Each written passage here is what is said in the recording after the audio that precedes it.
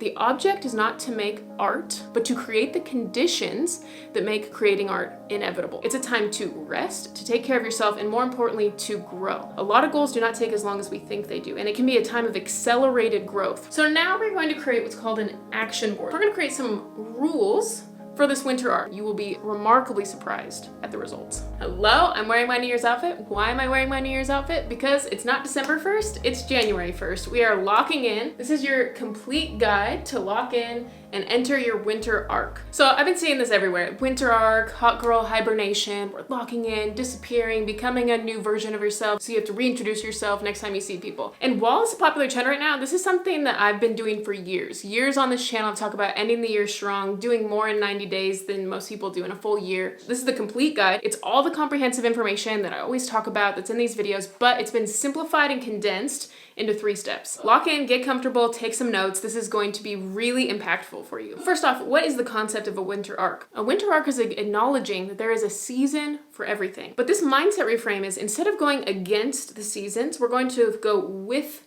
the natural flow of the seasons and say, what does winter give me? The days are shorter. What does that give me? That gives me longer evenings. What does that mean? I can have a more intentional evening routine. It means I can spend more time journaling. I can spend more time reading. I can spend more time growing. And so instead of thinking of winter as this time to just slowly be on the decline, it's a time to rest, to take care of yourself, and more importantly, to grow. A lot of goals do not take as long as we think they do. And it can be a time of accelerated growth. Really, it doesn't take that long to do a lot of goals. If you just focus, you lock in, do a short sprint, and then you will be remarkably surprised at the results. So take some notes, get out a pencil, get out a pen. We are going to lock in and enter your winter arc starting now. Okay, phase 1, very important phase. So I have my very important cat pointer to make sure you listen. Phase 1 is all about the yin, the mindset, visualization.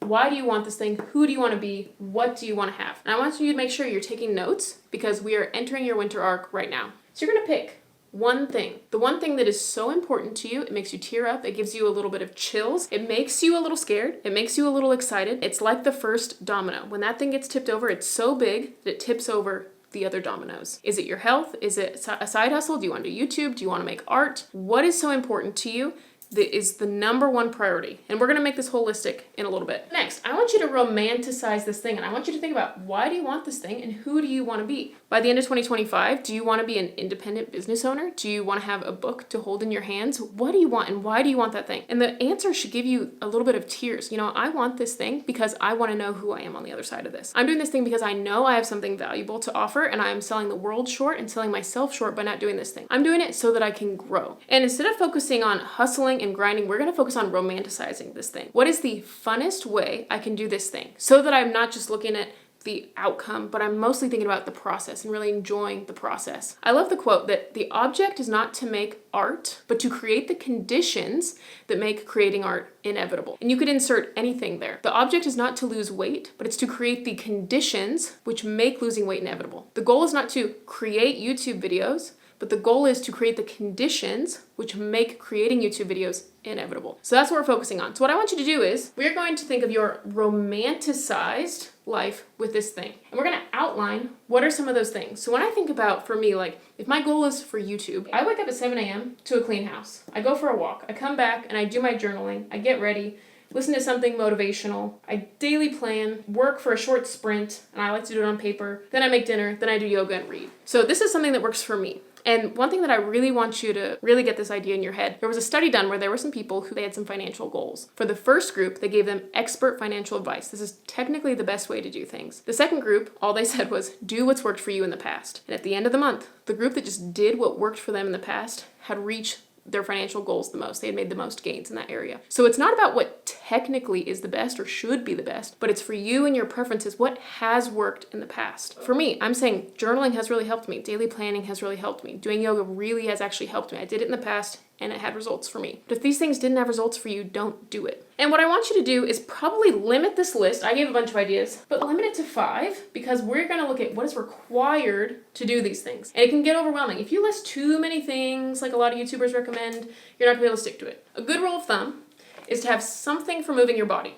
Yoga, going on a hot girl walk, something for your home environment. Do you tidy the house? I love, personally, best way for home environment to romanticize your home environment is the 5 senses method. If I'm cooking, Okay, what do I want to do? Okay, one, something for my sight. I set the mood lighting on. I put my smart bulbs on orange. I dim the lights. It's a little tidy. Something for your smell. Maybe I put on a candle, a diffuser. I put some perfume on. Something for your taste. While I'm cooking dinner, maybe I have some tea, some coffee, some wine. I have a little snack. Something for your ears. Are you listening to music? Are you listening to a podcast? Some calming meditation, something going on in the background. And then something for touch. You know, you're in a cozy outfit. It's nice and cozy. You got your cozy slippers on. That is something that I found that really helps in romanticizing things. Then next is something for your mental mindset. Is it 10 pages of reading? Is it something for spirituality? Is it journaling? Like, I know for me, mindset never fails.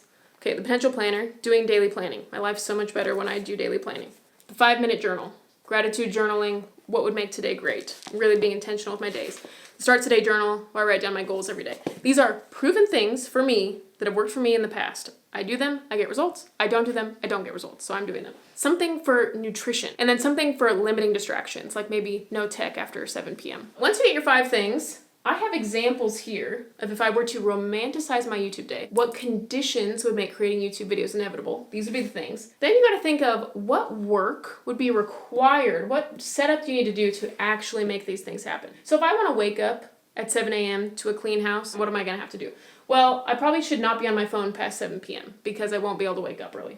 I probably need to do a 5-minute tidy every evening so I can actually wake up to a clean house. Something that would be good for me to get regular sleep patterns is the alarm goes off, I say 3, 2, 1, and I have to get out of bed. No hitting snooze, and making the bed would be helpful. A lot of setting out things. So like for journaling, the night before I could set out my journals. Getting ready, the night before I could set out my outfit for YouTube. I got my workout outfit and then my work outfit. And those are the things that would be required to set it up. And that's why I had you limit, because so many people, they're like, oh yeah, this is great. All these things sound great.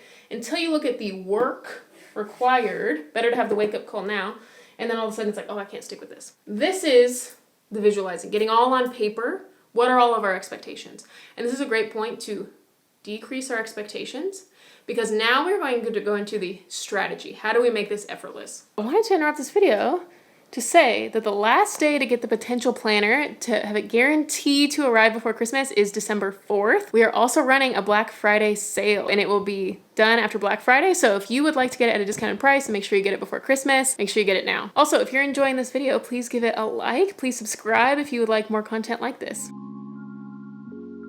Okay, so now we're getting into the very important phase 2, the Yang phase, all about execution, tasks, and strategy. So we're going to outline the how, the when, and the where. Whether we realize it or not, the vast majority of these things that we just listed are part of a morning routine, an evening routine, or a weekend reset. Those are the things. So we're going to sort for ourselves. We're going to create some rules for this winter arc. We're going to set a short-term challenge, if you will. For me, I'm going to go till Christmas doing these rules. You can pick whatever you want. What are the rules for my morning routine? What are the rules for my evening routine and the weekend? I'm gonna show you what mine are, but this has been built up over a long amount of time, so do not feel pressured to list all the ones I'm listing. I'm telling you, do not feel pressured to do that. Just list 5 total. So what we're gonna do is we're going to sort by when these need to get done. And the vast majority of things are morning routine, evening routine, or the weekend. Now remember, the point of this is not even for me to do YouTube. The point of it is to create the conditions that make it inevitable. So we can't ever lose track of the why, because this is one of the most difficult steps, I would say this right here. So I'm gonna pick, so for me, my morning routine is going from 7 a.m. to 9 a.m. I'm doing all this. Then my evening routine starts kind of winding down at 6 p.m., 7 p.m. And that one's a lot more flexible. Then I pick Saturday, I do my grocery shopping. Sunday, I do my weekly planning. So I've now outlined how my mornings are going to go for this winter arc, and I'm romanticizing YouTube throughout the day. Then I have got my evening routine, which is setting me up for the next day. And then I've got my weekend resets. So now, and the next step is where it all comes together and starts getting fun. Okay, sorry this shot keeps changing. This flip chart stand is the cheapest quality of all time, and this is how it has to be, so I have to go down a little bit. So now we're going to create what's called an action board. You may have heard of a vision board, so all these things, all your visions, but we're gonna create an action board, which is all of your actions. Kind of like a game board a little bit. This is a little bit like Candyland here. As the days goes on, we're gonna color this in. So you can draw whatever shape you want. I did kind of this curvy S shape. Heard of people printing out a color by number. Basically, this is where you currently are, and as you go up the path, this is where you want to be. So since I'm going till Christmas, it's going to be 5 weeks. So this action board is going to be hung up around your house, and it needs to have 3 things on it. It needs to have the rules that you set for yourself. It needs to have rewards, which we will get to, and effortless action. So this is where I will show you mine. that I made a couple days ago. It looks pretty ugly, so don't judge it too hard. Ta-da! This is what mine looks like. Getting back to Lexi. That's my childhood nickname. Look how cute. Hot Girl Morning. Don't judge me. Don't judge the title. So there's so many things crossed out because that's how this legitimately ended up being. So I'm at the beginning of this particular challenge. I just colored in one box. But I just finished a 6-week challenge. So this is not something that's new to me, something I haven't tested and verified works. I just got done with a 6-week fitness challenge and this works for me. First thing is I wrote down my rules. I have my Hot Girl Morning. Then I have my evening rules.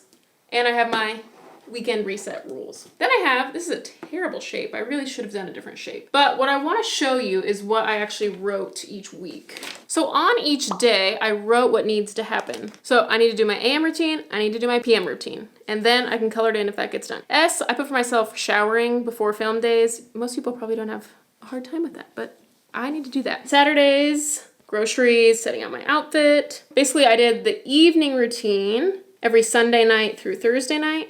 I did the morning routine every Monday through Friday, and then I put specifically what to do on the weekends for Saturdays and Sundays. And then what you might notice is we have $100 right here. How much would you pay to have your life all together? If you could pay someone, how much would you pay to have your life together? And a lot of people, they say this, I don't want to be externally motivated, I want to be intrinsically motivated. Like, well, that's great. Yeah, we do want to be intrinsically motivated, but sometimes we're just not. And we need a little push, we need a little carrot on the stick. Most of these people that go on and on about, we don't need external motivation, they're not getting anything done. I'm very externally motivated. I do very well with rewards and things like that. So the last challenge I did, I got $50 each week that I did it 100%. I couldn't have slacked at all.